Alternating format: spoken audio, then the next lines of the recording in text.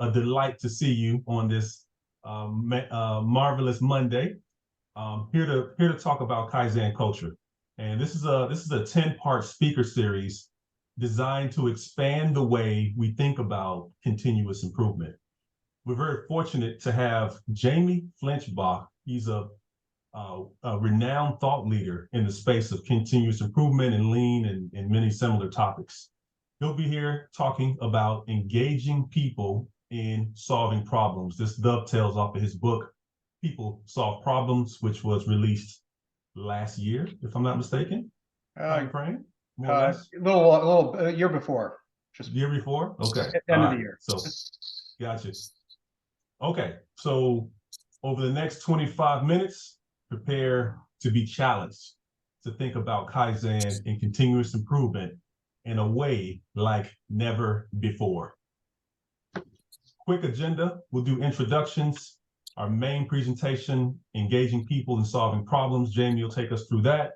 But stick around to the end because we'll do a book giveaway, and not just a book giveaway, we're going to give away over $1,000 in prizes. So make sure you stick with us to the end, and then we'll do a quick outro. So I'll be your host for today, Calvin Williams. I'm the CEO of Improver.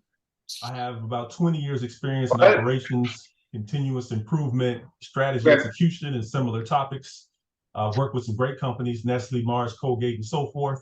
I'm also an author, like Jamie. My book is called Fit, The Simple Science of Achieving Strategic Goals. And like I said, if you stick around to the end, you'll have an opportunity to win not just a signed copy of Jamie's book, latest book. We've got some other prizes valued at over $1,000. So make sure you stick around for that. Without further ado, I want to introduce Jamie. He'll be our speaker for today. Jamie is the founder of J. Flinch Consulting and the Old Dutch Group. It's a consulting and investment firm. He's a member of the board of advisors at Robinson Fans. He's an official member of the Forbes Coaching Council.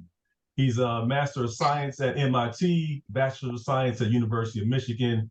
And like I said, he's a well-known thought leader in the space of lean and continuous improvement. So if you have questions throughout his presentation, make sure you submit them via the chat. We got about 5 minutes set aside to do Q&A as well. So let us give Jamie our undivided attention. Jamie, I'll let you take over. Fantastic. Thank you. And good to see everybody. I'm going to go into my presentation. So let me quickly start with sort of the inspiration of why I wrote, People Solve Problems. Back when I wrote The Hitchhiker's Guide to Lean, we would teach people certain ways to solve problems, whether they're big or small. And we had our tool set that we would teach people. But as I worked with over 300 companies, my consulting days, what I saw is that some of the best problem solvers and the worst use the same tools. And I would also see some of the best all use different tools. And so I really started getting curious around, how much does an A3 matter, right? Whatever the tool is, whatever you decide to choose. And so I really got curious about what's the key ingredients to success if clearly just what tool or template you pulled out wasn't the single best ingredient. So that work got me into writing People Solve Problems eventually. So where I want to start, just around helping, how do we help people with problem solving, right? How do we engage them? How do we help them? How do we support them? What are some aspects of the role of a leader in making problem solving work? So what I want to start with here is that there's a lot of people will define problem solving primarily around what we would call execution gaps, right? Performance standard is X, or at something south of X, and that's the gap, right? Really good problem statement because we have good standards, we have good metrics, we have all that stuff that we need to make that work. And so when we have an execution gap, right, we pull out an A3 or an 8D or whatever. I don't, I care, but don't, for the purposes of today's discussion, I don't. And then we pull out the problem solving tools and go to work. And then beyond that, either up this sort of strategic spectrum or down, we kind of go, yeah, but that's not problem solving. So we'll look at structural gaps, right? So when people go through an org change, for an example, I've been I'll say a victim of them. I've survived them, and then I've also helped lead them. We call that maybe a structural gap. And we don't bring the same problem solving tools. We're like, oh, we're just going to bring our experience and intuition and maybe some other tools to that. We don't treat that like the problem solving that it should be. And I'd argue that if we did, probably about half the org changes that are taking place probably would be solved by other means other than an org change. And even strategic gaps, right? Our strategy isn't working. We have a gap in the market. We have a competitive threat. Yeah, it's not a gap to standard in the same sense as an execution gap, but it's still a gap. It's still a problem, and some of the same thinking, behaviors, and even some of the same tools all start to make sense. But even down the scale, we talk about firefighting, right? We might not open a template, right? If our computer's glitchy, which I'm trying to say to hopefully avoid that problem while in the middle of a webinar, we still kind of go, what do I know? What do I not know about this problem? Well, I know that restarting my computer works 2 out of 3 times, so we'll start there. It's still a thoughtful problem-solving process. And so I think that the key is, are we bringing the right capabilities? Thinking about the capabilities we bring, the behaviors, the mindset, and not just the tools. Tools still matter, right? You can't fix your engine without a wrench kind of thing. You still need the tools. But if we're looking at problem solving as all of these things, we need to be flexible, have a broad and deep skill set, the right behaviors, the right mindset to bring to the table, and then see those opportunities, and then pull out the tools when it's the right time. So I think what's important is to help people see that what they have in front of them is problem solving to be done. I've got to go get this sale. There's a gap. That means there's a problem.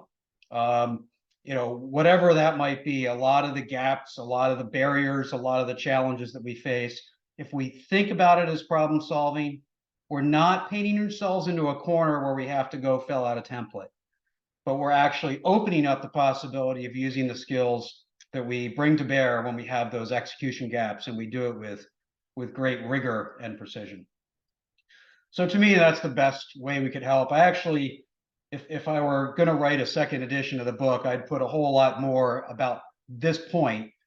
Problems are everywhere, and we have to think about it more flexibly than I probably did. So let me talk more about the role of the leader. Obviously, different ways in which a leader can help their organization with problem solving. So part of this is being the architect of your system. So in a few days, my colleague Steve Spear has a book coming out called now I forget, Wiring the Winning Organization. I got to read an advanced copy this summer. A lot of it is kind of about this very topic, right? How do you build a system around problem solving? So, when you go look at problem solving training, almost all of it begins with, you've taken out the template, now decide what the problem statement is. And it skips the 10 steps that happen before you get to that point, right? I mean, how do you know you have a problem? How do you have time to solve a problem? Who are you solving a problem with? All of these have to be answered, and are far bigger gaps in people's problem-solving ecosystem than just how they get through the tool or the template. So part is understanding the problem landscape. So this is, I think, one of the things we don't talk about a whole lot is, if I go look out onto the world and go looking for problems, right? Where am I looking, right? And we have our email inbox. We might have some metrics. We might have some customers that are screaming at us. We might have we might see waste, see a standard that's not being followed, right? Lots of different ways to see the different problems. And what happens, and there's no right way to do this, right? That's why I say be the architect. Otherwise, I design the solution and just try to write that in the chapter. But if I have, I've got one priority list, right? 1 through N in my inbox, and I've got a different priority list in my metric gaps, and I've got different customers, and I've got 1 through N. And so then I've got a bunch of different piles depending on where the source is, right?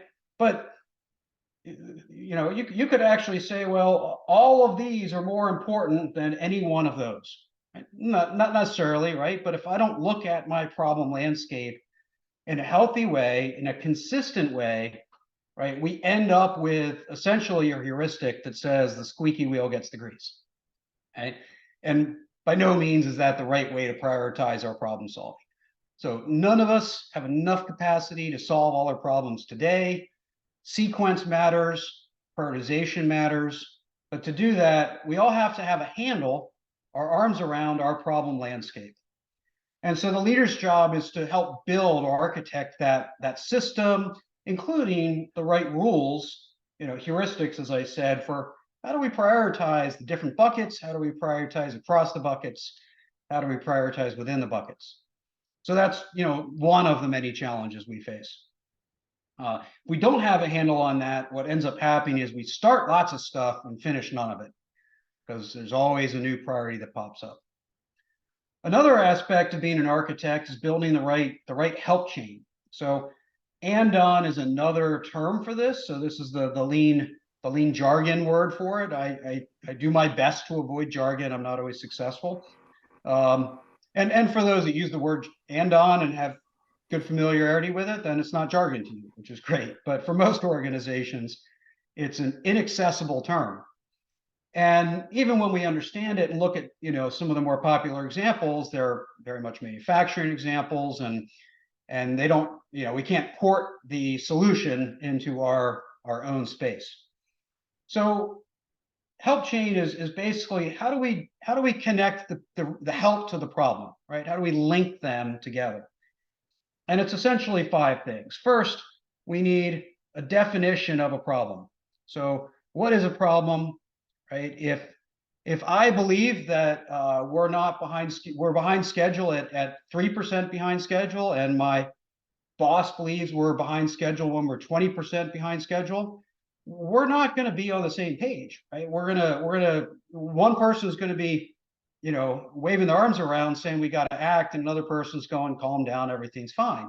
So what is a problem? Is it 5%? Is it 10%? It doesn't matter as long as we have, well, it doesn't matter, but it doesn't matter as much as being aligned, as having a common definition of what is a problem.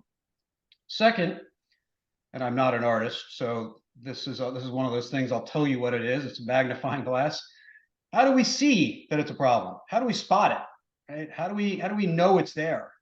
There's a lot of problems where the first detection is well after it occurs. So how do we get creative and smart about detecting problems at the right place? Product development, I do a lot of work in product development, very, very common, where we don't find out that we're behind schedule until we get to a milestone that we're missing or a gate that we're missing. But if I can build more granular work with a high cadence and high transparency, I can find out this week that we're behind a day, right? A small increment. We may not have to act, but at least we understand that we're behind. Third, we need a mechanism to escalate that, right? So how are we going to escalate that, right? Is it in an email? Hopefully not. Email is a bad place to put important information. Is it a light? That's really the source of this idea of being an and-on.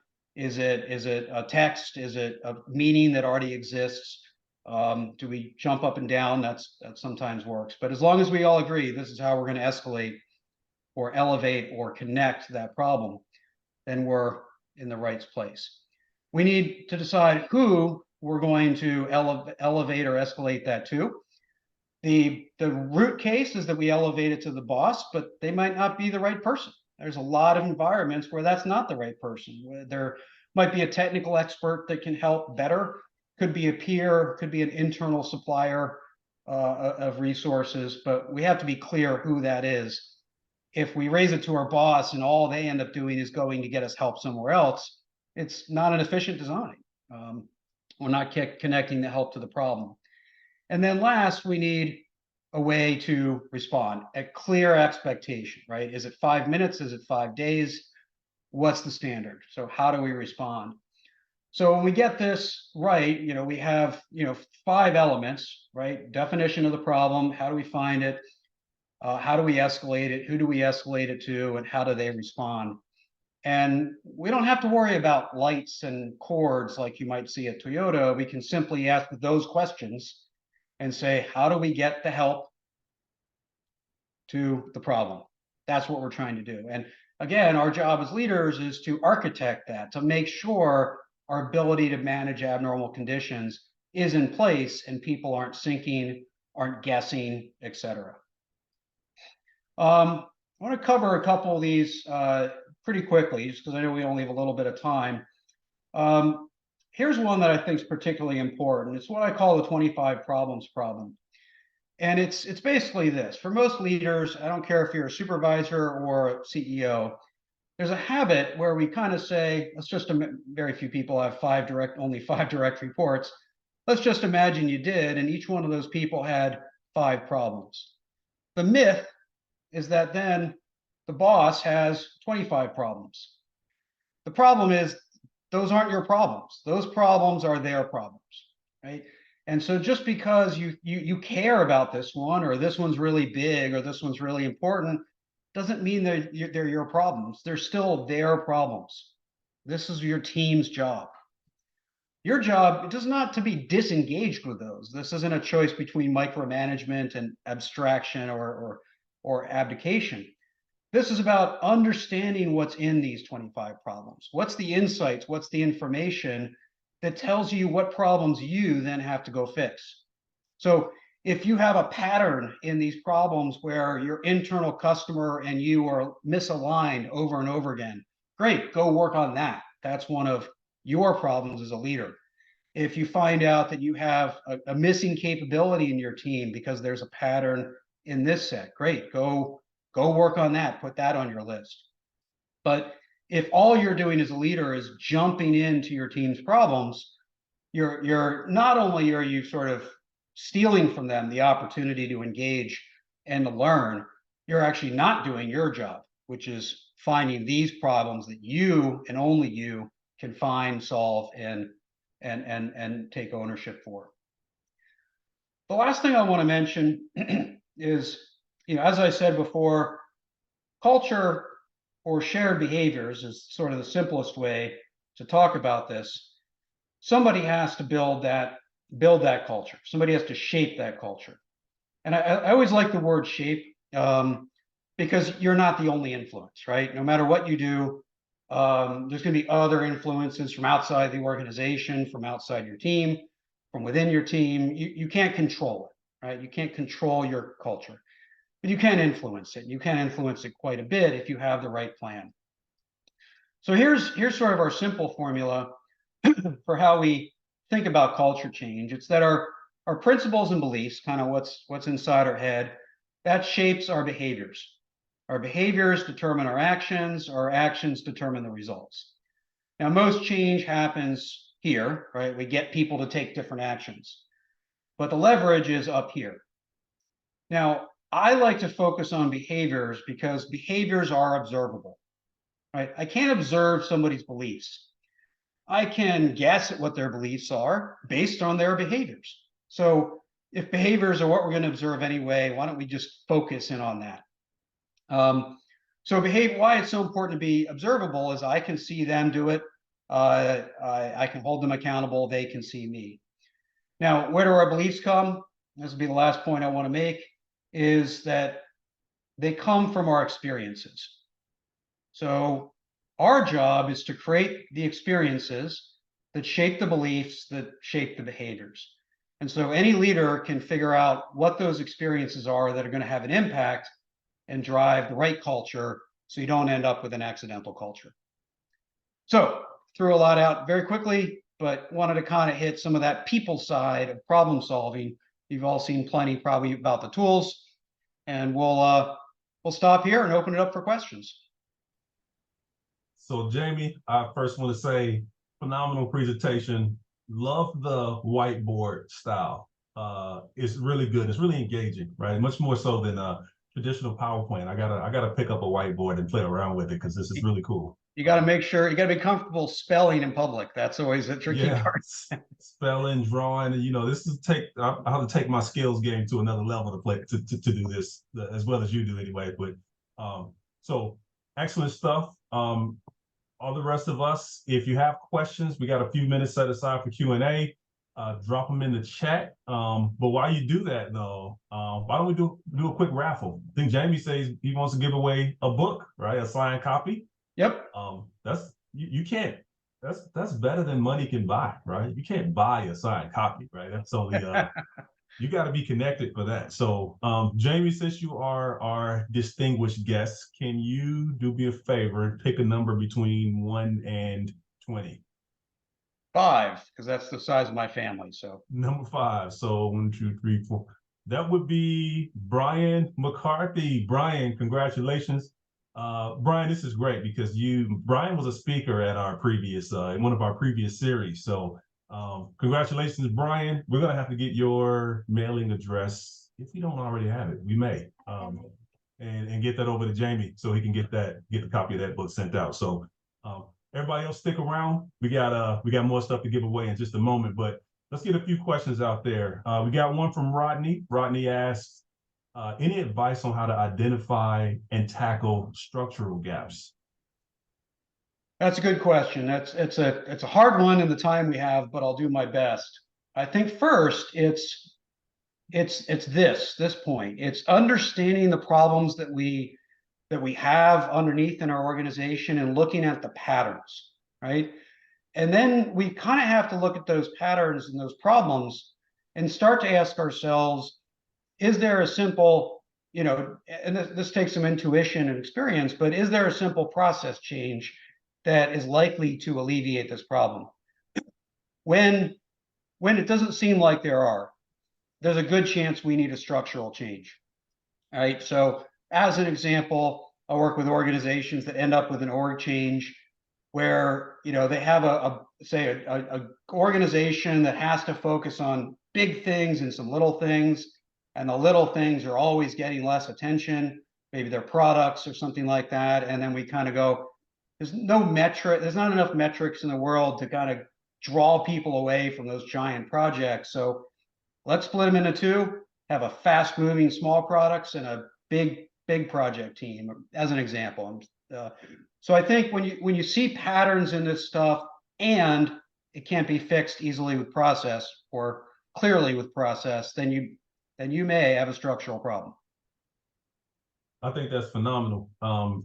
I love the graphic showing that the leader doesn't have 25 problems. They really have 5, right? And if the leader's getting their hands dirty in the 25, who's doing the leader's job? I think that's a powerful message. I read your book, and seeing this makes the concepts jump out so much more vividly for me too. So this is fantastic. I got a quick question for you, and we'll take another one for the audience.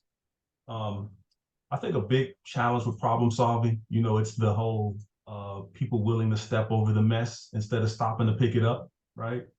Mm-hmm. How do you address the motivation gap that exists within companies when it comes to problem solving? Yeah, so I think so this really comes down to the culture, right? So we need the right behaviors around that. I didn't talk about, this is in the book. These are the behaviors that I outlined. They're not the only ones. They're just the ones I chose to write about in the book. And so it's really here, initiative and ownership, right? And I'll give a quick example. I was doing we were actually doing a waste walk in a semiconductor fab many years ago. And first thing you have to do is take a sip of water, wash out your mouth, no particulate gets into the clean room. And I observed and I watched, the sort of garbage can was in the wrong place from the water cooler, and this group of like 10 people who ran the factory, they ran the whole site, were dancing around each other trying to throw away their cups. And somebody goes, the waste of motion. Somebody should do something about that. And I'm like, who's the garbage can locations are? And how is nobody in this room, somehow have accountability for any problem like this? Just move it, right? And so it really is that, find a problem, pick it up. And even if you have to pass it off to someone else, you own it until you do. And so that Right. ownership, taking the initiative, it's not an easy thing. That's why we have to create the right experiences. I'll give another real quick example. When I was a soccer coach, I would always love it when this happened because I could make my point. Is I'd say, oh, we need 3 lines, and then be like a line of 5 and a line of 2, and somebody like points and goes, hey, that line's too short. I'm like, you literally could have moved your feet over there and fixed the problem like that, but you didn't. You Right. chose to point at the problem. And so Exactly. that was a Right. lesson for the whole team. And I won't say what the punishment was, but they Yeah. learned. And that's a leadership characteristic of taking responsibility. Right. Exactly, right. You see a Yeah. problem, don't just point at it. Do something. Yeah. Excellent. Okay, so yeah, keep the questions coming in the chat. We're getting about close on time here, so Jamie, if you'll let me take control of the screen, I'll Absolutely. go ahead and take us through a couple more things, and then we can give away a big prize, another prize, and we'll do that at the end. Um, so Jamie, once again, thank you so much for your presentation. This was fantastic. Certainly hope we can do this again sometime. A couple other things I want to cover before we close out and get you guys back to work. We got a few more presentations coming up in December. Next month, we got Patrick Adams from Lean Solutions. He'll come and share some ideas on avoiding the continuous appearance trap. I think he just won the Shingo Award on his book that he released about 18 months ago, more or less. In January, we got Sean Fields with the Beehive Fund. He'll be talking rethinking lean systems with quantum lean. Really interesting stuff. And then in February, we got Sam Yankelevich with LinkedIn Learning. You guys may have seen him on LinkedIn, but he's got a bunch of good learning content out there. He'll be talking about building a lean communication system. And that's huge, especially for anyone in a lean leadership position. Is communication is paramount. Okay, new from Improver, we've got a partnership program, founding partners for a limited number, 25 partners only, 15% affiliate commission for life. So we're a tech company, software company. We got a couple different things out there, and we're offering a really powerful program. Typical affiliate is like 7.5% for one time. This is 15% for the life of the account. So great way to create a passive income by referring Improver to folks who could use our product. The way it works, use Improver to run projects, assign tasks to your clients, get a referral commission if they upgrade to an enterprise account. Very simple. So check out improver.com, become a partner if you want to learn more about that. All right, so let's get to the good stuff. So we want to give away a Green Belt Lean Six Sigma certificate, certification. So this is available at Improver University. The first 3 people to enroll for this course or this certificate program and enter the following admission code, I'm gonna flash it on the screen in just a moment, you get free admission, valued at $1,500 per person. So this will be a great way to get going on your Green Belt certification if you haven't already started the process. Could also make a great gift to someone else that you know is interested. So, all right, we're gonna flash it up on the screen. The deal is it's only good for 3 uses. So you got to be amongst the first 3 to grab it and go and put it in the system and enroll. So you guys ready? Drum roll, please. 3, 2, 1. Here's the access code. LSSGB 11/13/23. So it's Lean Six Sigma Green Belt, November 13th, 2023. This is the code. First 3 to grab it and use it, you win. Everybody else, you got to come back next month. Maybe we'll try it again. But so, all right, have at it. Like I said, if in the meantime you guys have more questions, you can drop them in the chat. We'll coordinate that with Jamie, and we'll try to get your questions, get you some responses as best as we can. So other than that, we at time. We're about 1 minute over. We did good. We did good this month. So again, thank you guys for coming through. It's been great to see some of you. Some of you are some familiar faces. Jamie, excellent job today. I appreciate you cutting out some time to do this too. Thanks for having me. This is recorded, so we'll be sharing the recording as well if you guys need it. And other than that, just reach out to me or Jamie or someone from our team, and we'll see if we can help you as best as we can. So, all right, have a great week, everyone. We'll see y'all next month.